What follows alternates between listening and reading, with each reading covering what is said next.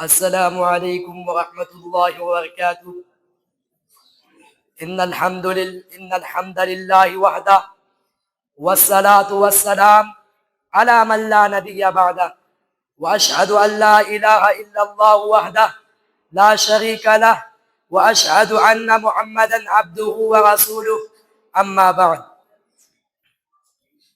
قابل احترام صدر محترم حکم صاحبان، لائق عزت علماء کرام اور میرے ساتھیوں اور دینی اسلامی بھائیوں، آج کی اس سالانہ انجمن میں میری تقریر کا عنوان ہے ابھی تو بچہ ہے.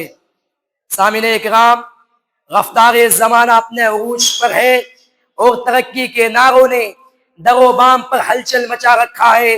واقعی تبدیلیاں، رونما، بدلاؤ، چینجنگ ہو رہی ہے، مگر اس حد تک کہ احساس اور ضمیر کا بھی خون ہوتا ہوا ہمیں نظر نہیں آتا. کیا ہم نے کبھی سوچا ہے کہ نئی نسل کو ہنگامہ دوران کیا دیا ہے اور اسے کیا چھینا ہے؟ ایک زمانہ ایسا بھی تھا جب والدین بچوں کے تئیں ہر آن سنجیدہ رہا کرتے تھے، بنا بڑے بچے کے رہن سہن، طرز تکلم، طریقہ تعامل، انداز چال چلن، غرض کے ہر حرکت و عمل پر نظر رکھتے تھے اور اس کے بے شمار اخلاقی و تعلیمی فوائد ظہور پذیر ہوتے تھے. مگر اب معصوم بچوں کو چپ کرانے کے لیے ماؤں کے پاس لوریاں نہ رہی، سچائی کی طرف متوجہ کرنے کے لیے زبان پر اسلاف اعظام کا قصہ نہ رہا، اللہ پر بھروسہ کی اہمیت بتانے کے لیے سیرت نبوی کا صفحہ ہم بھول گئے، بہادری بتانے کے لیے تاریخ بن زیاد یاد نہ رہے، ایفائے عہد کے لیے نبی کے 3 روز مسلسل انتظار کرنے کی بات ہم کبھی نہیں چھیڑتے. اب معصوم بچوں کو چپ کرانے کے لیے کوئی میوزک لگا دی جاتی ہے، ذہنی تفریح کے لیے ہمارے پاس کارٹونز کی کمی نہیں ہے، وقت گزاری کے لیے گیمز کی بھرمار ہے. سچ کہے تو ہم نے اپنے بچوں کی تربیت مشینوں کو سونپ دی ہے. یہی وجہ ہے کہ بچوں میں احساس کی کمی روز افزوں ہے، یعنی دن پر دن گھٹتی جا رہی ہے، کیونکہ مشین کے پاس دھڑکنے والا دل نہیں ہوتا اور سمجھانے والی شیریں زبان نہیں ہوتی. خوشی اور غم، محبت و نفرت میں تمیز کے ساتھ رہنمائی کا مادہ نہیں ہوتا. ایسے میں ہم اپنے بچوں سے سماج اور انسانیت کی فلاح، کامیابی و کامرانی کے لیے کیا اور کیسی امیدیں رکھ سکتے ہیں؟ محترم سامعین، مشینوں کے ساتھ صبح شام کرنے والے بچے کو کیا معلوم کہ درد کیا ہوتا ہے؟ انہیں کیا پتا کہ فرد سماج کا حصہ ہوتا بھی ہے یا نہیں؟ یہ نہیں جانتے کہ سلاغ ابھی کس پرندہ کا نام ہے، انہیں خبر نہیں کہ ماں کے قدموں تلے جنت ہے، انہیں ادراک نہیں کہ باپ جنت کا وہ دروازہ ہے. سنو، ورنہ ملک میں اولڈ ایج ہوم آباد نہ ہوتی. اور یہ اس سے بھی نابلد ہے کہ کہاں دھیمی آواز میں بات کرنی ہے، کہاں خاموش رہنا ہے اور کہاں بولنا ضروری ہے. آج ہم بچوں کی طرف سے جتنے لاپرواہ ہے، تاریخ میں اس طرح کی بے حسی شاید ہی کبھی برتی گئی ہو. بچے کے زبان سے غلط لفظ سن کر مثبت انداز میں اس کی اصلاح کرنے کے بجائے، اس کو سمجھانے کے بجائے الٹا ہم بول اٹھتے ہیں کہ ابھی تو بچہ ہے.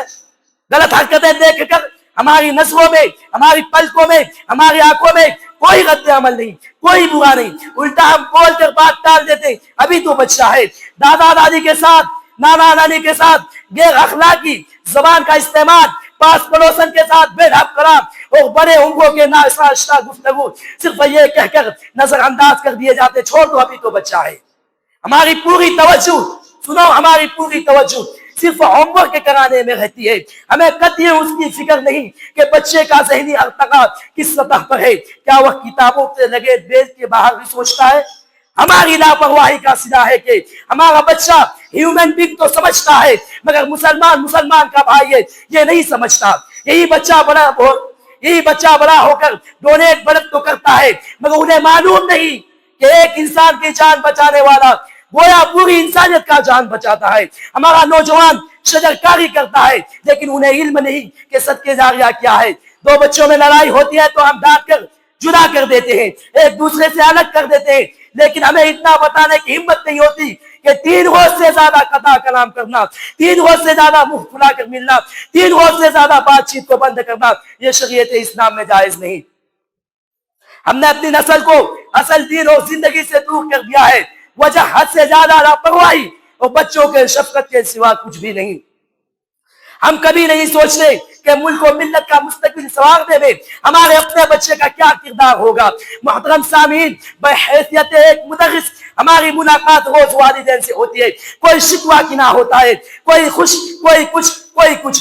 کسی کے پاس امتحان میں اعلیٰ کامیابی کے علاوہ کوئی دوسرا مدعا نہیں ہوتا.